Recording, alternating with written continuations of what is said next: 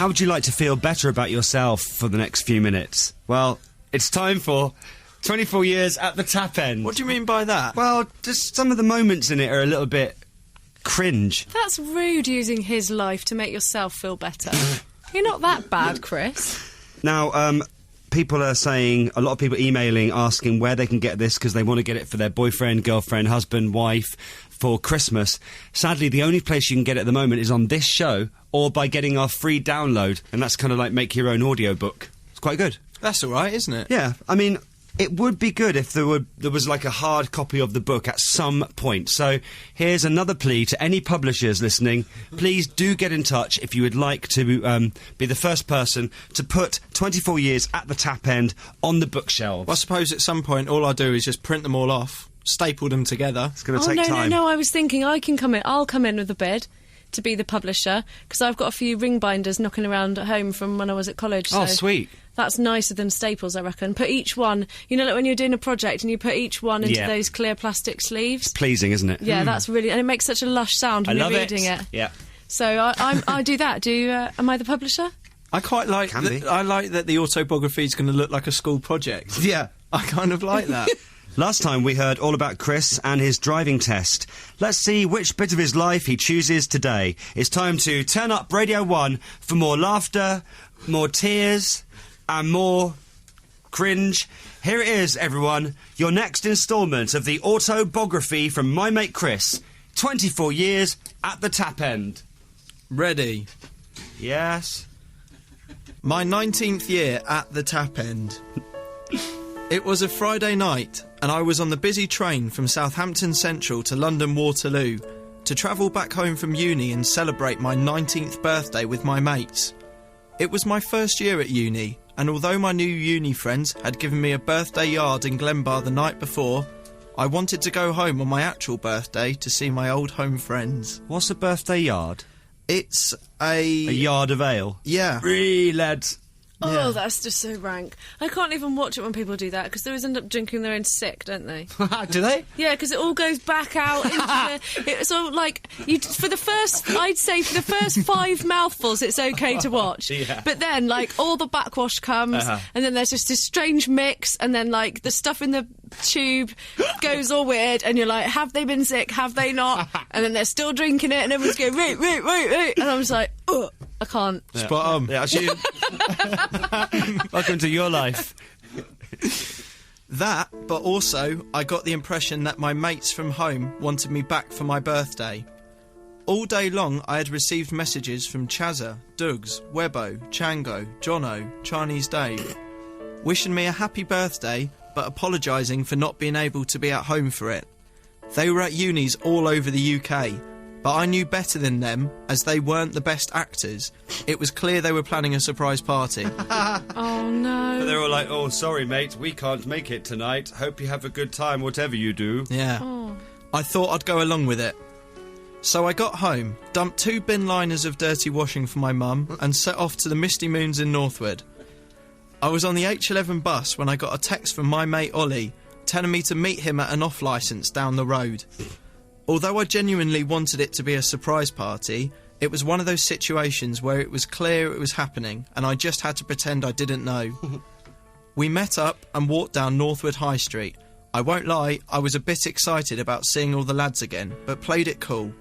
Where did he say that you were going? Just for a quick drink with him and yourself? He was like, yeah, go on then, I'll come out, we'll go have a couple of drinks for your birthday, you know, the other lads can't make it, we'll go out and have a good time. Yeah.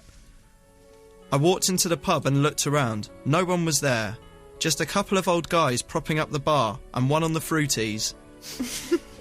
Butler went and got me a drink and I sat down. Still, I thought maybe they will all just burst round the corner. They didn't. It wasn't a surprise party at all. I spent that night having a few drinks and a kebab with Butler. I think we probably ended up in Trinity, as most our nights end. It was a great night though, but I won't lie, it's not a great feeling when you expect a surprise party, only to find the main surprise is that there is no surprise party at all. Oh, were you convinced that all your mates were going to be like, surprise? I honestly was. With balloons? I honestly was. And the problem is, nothing. Once you've got that idea in your head, you can't move away from it, because obviously the more people that text you, Just reinforces it. I guess the lesson learnt is don't expect a surprise party. It only ever leads to disappointment. I owe a lot to Ollie, though. He has been a best mate of mine for many years. That night, he was the only mate to bother coming to my birthday. Oh. I wanted to dedicate this chapter to him for it. I think every group of mates should have an Ollie. He's the nicest bloke in the world, but he has a few funny ways about him. What are they? One being that for some reason he cannot get on a lilo. No, It's hard. Actually, It is hard. There is a technique to yeah, it. I know someone that can't get on a lilo also. No matter how hard he tries, when we go away, he cannot mount a lilo. We've never really worked out why. Weird, isn't it? It is weird, but has he never mastered it? He didn't, and one time we spent hours trying it, and I filmed him, and then eventually, when he got on, he sort of put both hands in the air to celebrate, Oh, no. Yes. and tumbled off. So near, but so far. Yeah. He's quite a tall, really white guy, hates the sun. I remember one time when we all went up to Leeds to do the Otley Run, he refused to dress up in beachwear fancy dress in the middle of November. He was dead against that kind of thing.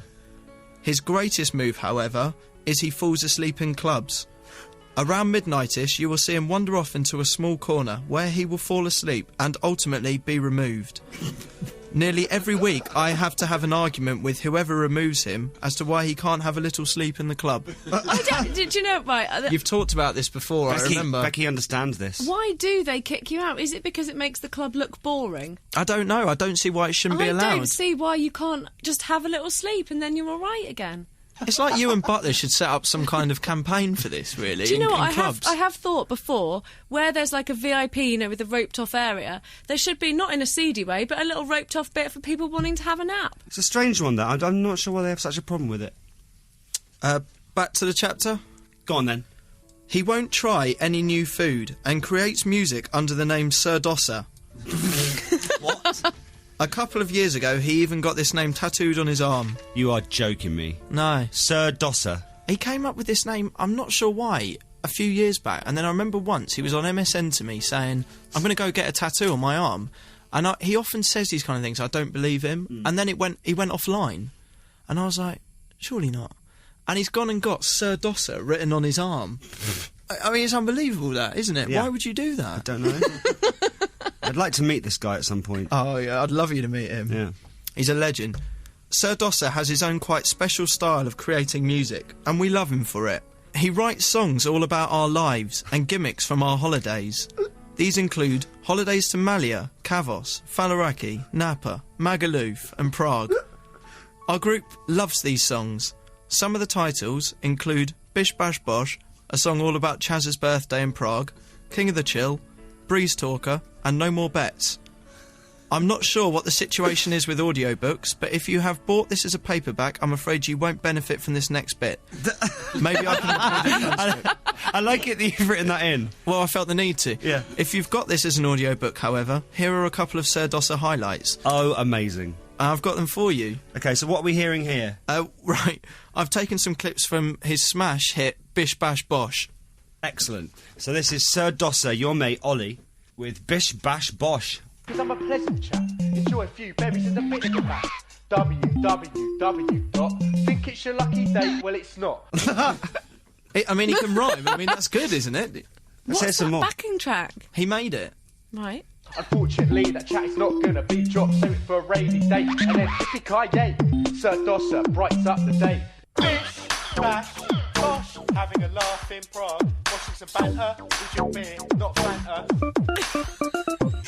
Bish, bash, bosh, having a laugh in Prague. Watching some banter with your beer, not Fanta. That wasn't the reaction I expected, actually. I thought this was a good one.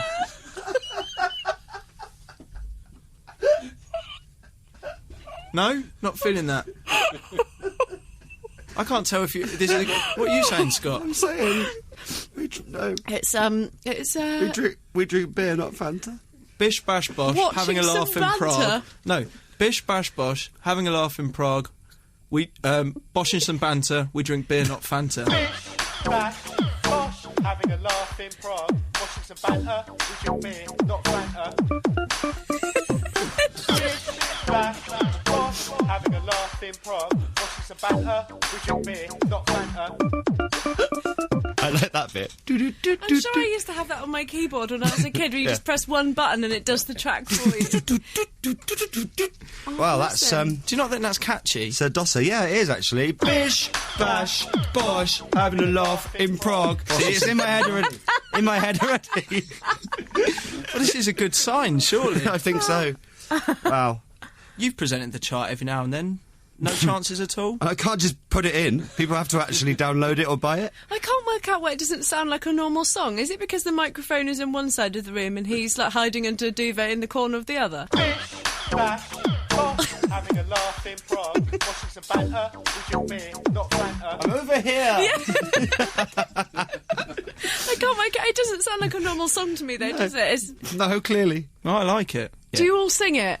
Like, does it come into your head and you're like... I like it. I don't see... Have you done a video for it, like boy No. band style? Because I'd quite like to see that. No, we haven't. I haven't thought of that, actually. That's not bad. Has it got a routine? Oh, well, we could make one, I guess. Bish, bash, bosh. I don't know. I need some help with that. I'm not a choreographer. I don't think he's a musician.